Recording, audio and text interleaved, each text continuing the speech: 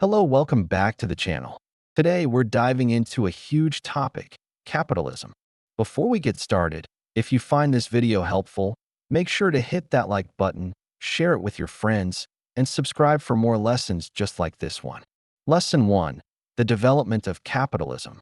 Capitalism is one of the most important economic systems in the world today. An economic system is the way a country organizes the production, distribution, and use of goods and services. In simple words, it is how people decide what to produce, how to produce, and for whom to produce.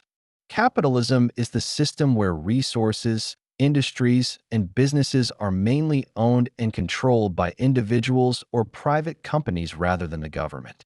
Capitalism developed over a long period of time, starting in Europe after the decline of feudalism. Feudalism was an older system where kings, nobles, and landlords controlled land, and peasants worked on it in exchange for protection or small rewards. As feudalism weakened, a new system of trade, private ownership, and profit-making grew. This system became known as capitalism. The history of capitalism shows how societies moved from traditional economies to modern industries, factories, and markets. It also shows how new ideas, social changes, and struggles shaped this system. The beginning of capitalism can be traced to northwestern Europe, especially Great Britain and the Netherlands, during the 16th and 17th centuries.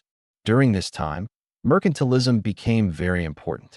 Mercantilism is an old economic system where countries tried to get rich and powerful by trading goods. The main idea was to buy things cheaply and sell them at a higher price to make profit. Kings and governments controlled trade, collected gold and silver, and wanted to export more goods than they imported. Mercantilism also focused on trade between nations, where countries tried to increase their wealth and power by exporting more goods than they imported. This period was also connected to the Protestant Reformation in Europe. The Reformation encouraged values such as hard work, honesty, and saving, which supported the growth of capitalism. At the same time, strong nation-states began to rise in Europe. Governments created regulations, introduced uniform systems of money, and invested in public projects such as roads, ports, and schools. These efforts created stability and encouraged economic activities. Slowly, private individuals began to take the lead in business and trade, replacing government control. This laid the foundation for modern capitalism. By the 18th century, however, mercantilism began to decline. The reason was that a group of thinkers, including Adam Smith, criticized mercantilism as outdated. According to them, mercantilism assumed that the total wealth of the world was fixed, meaning one country could only gain at the expense of another. Instead, Adam Smith argued that wealth could grow if people were free to trade and invest. In his famous book, The Wealth of Nations, 1776, Smith explained that markets work best when left alone without government interference, a principle known as laissez-faire. He believed that individuals seeking profit would also benefit society as a whole because competition would keep prices fair and supply in balance with demand. This new idea encouraged the rise of industrial capitalism in the mid-18th century. Industrial capitalism was fueled by the large amount of wealth gathered during the mercantilist period. The money was invested in machines and factories. This led to the development of the manufacturing system, where goods were no longer produced by hand at home, but in large factories using machines. Industrial capitalism brought about the Industrial Revolution, which transformed economies, societies, and even politics.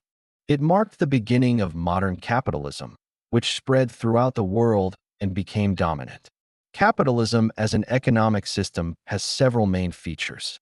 First, it is based on private ownership of property and the means of production. Factories, machines, and resources are controlled by individuals or corporations, not by the government. Second, it divides society into two major classes.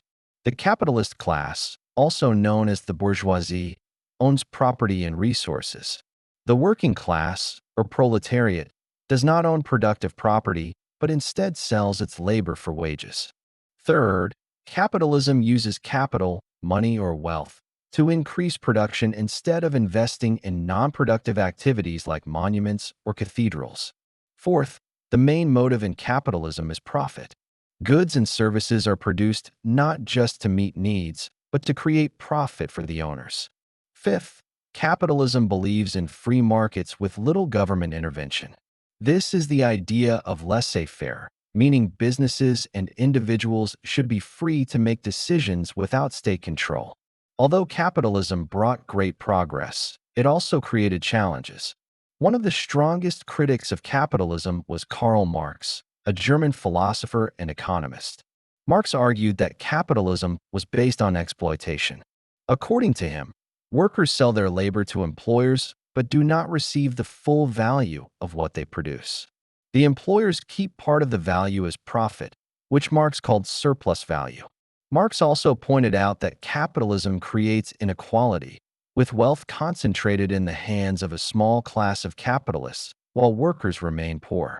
He predicted that capitalism would face repeated crises, such as overproduction and unemployment, which would create social unrest.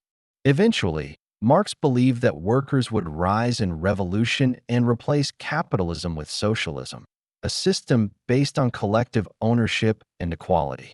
The tension between capitalism and socialism has shaped much of modern history. While capitalism encouraged innovation, industry, and global trade, it also caused inequality, poor working conditions, and class struggle. Governments in many countries tried to reduce these problems through labor laws, social programs, and limited regulation of markets. Still, capitalism remained the dominant system worldwide. In summary, capitalism developed in Europe as feudalism declined and trade expanded. It started with mercantilism in the 16th and 17th centuries, grew stronger through the support of nation-states, and matured into industrial capitalism during the 18th century. The ideas of Adam Smith promoted free markets, private ownership, and profit as the basis of economic growth. Capitalism has important features such as private ownership, profit motive, division between classes, and reliance on markets. However, capitalism also faced criticism, especially from Karl Marx, who argued that it exploited workers and created inequality. His ideas about socialism presented an alternative vision to capitalism. Despite criticisms, capitalism spread across the world and became the leading economic system, shaping modern economies, societies, and global relations. The story of capitalism is not just about economics, but about human society's transformation. It shows how ideas, institutions, and struggles combine to create the system we live in today. By understanding the development of capitalism, we can better analyze its strengths, weaknesses, and impacts on our world. Review questions. 1. How did capitalism emerge from feudalism in Europe? Answer. Capitalism emerged as feudalism declined. Trade expanded. Mercantilism grew in the 16th and 17th centuries, and nation-states supported economic activity with regulations, monetary systems, and public investment. Over time, private individuals replaced government control in business, laying the foundation for capitalism. 2. What was mercantilism, and why did it decline? Answer. Mercantilism was the system of buying goods at one price and selling them at a higher price for profit, focusing on trade and national wealth. It declined in the 18th century because economists like Adam Smith argued that mercantilism wrongly assumed the world's wealth was fixed. Instead, free trade and self-regulating markets could increase wealth for all. 3. What are the main features of capitalism? Answer. The main features of capitalism are 1. Private ownership of property and means of production. 2. Division into two classes, the capitalist class, owners, and the working class, laborers. 3. Use of capital to expand production instead of non-productive projects. 4. Profit as the main motive of production. 5. Belief in free markets with minimal government intervention, laissez-faire. 4. What role did Adam Smith play in shaping capitalism? Answer. Adam Smith, in his book The Wealth of Nations, 1776, argued for laissez-faire economics, where markets should operate freely without government interference. He believed individuals seeking profit would also benefit society through competition and fair pricing, making him one of the founding fathers of classical capitalism. 5. What were Karl Marx's criticisms of capitalism? Answer. Karl Marx argued that capitalism exploited workers by taking surplus value from their labor. He said it created class inequality between capitalists and workers, caused economic crises, and concentrated wealth in the hands of a few. Marx predicted that capitalism would eventually collapse and be replaced by socialism. Thank you for watching. Please like, share, and subscribe for more videos.